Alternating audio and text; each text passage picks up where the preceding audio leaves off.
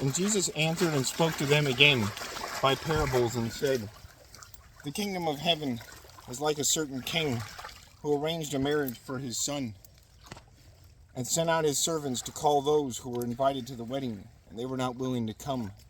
Again, he sent out other servants, saying, 'Tell those who are invited, see, I have killed, and all things are ready. Come to the wedding.' But they made light of it and went their ways, one to his own farm, another to his business. And the rest seized his servants, treated them spitefully, and killed them. But when the king heard about it, he was furious, and he sent out his armies, destroyed those murderers, and burned up their cities. Then he said to his servants, 'The wedding is ready, but those who were invited were not worthy. Therefore, go into the highways and gather together all whom they found. Gather together. Therefore, go into the highways, and as many as you find, invite to the wedding.' So those servants went out into the highways and gathered together all whom they found, both bad and good. And the wedding hall was filled with guests. But when the king came in to see the guests, he saw a man there who did not have on a wedding garment. So he said to him, 'Friend, how did you come in here without a wedding garment?' And he was speechless. Then the king said to the servants, 'Bind him hand and foot, take him away, and cast him into outer darkness. There will be weeping and gnashing of teeth. For many are called, but few are chosen.'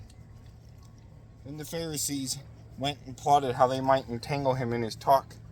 And they sent to him their disciples, the Herodians, saying, 'Teacher, we know that you are true. Teach the way of God in truth. Nor do you care about anyone, for you do not regard the person of men. Tell us, therefore, what do you think? Is it lawful to pay taxes to Caesar or not?' But Jesus perceived their wickedness and said, 'Why do you test me, you hypocrites? Show me the tax money.'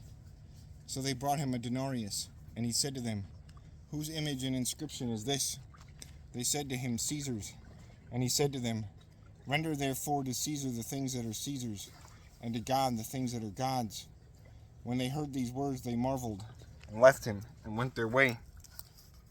The same day the Sadducees, who say there is no resurrection, came to him and asked him, saying, 'Teacher, Moses said that if a man dies having no children, his brother shall marry his wife and raise up offspring for his brother. Now there were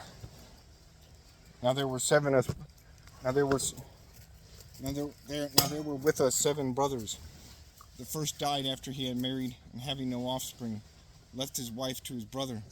Likewise the second also, and the third, even to the 7th. Last of all, the woman died also. Therefore in the resurrection, whose wife of the 7 will she be? For they all had her.' Jesus answered and said to them, 'You are mistaken, not knowing the Scriptures, nor the power of God. For in the resurrection, they neither marry nor are given in marriage, but are like angels of God in heaven.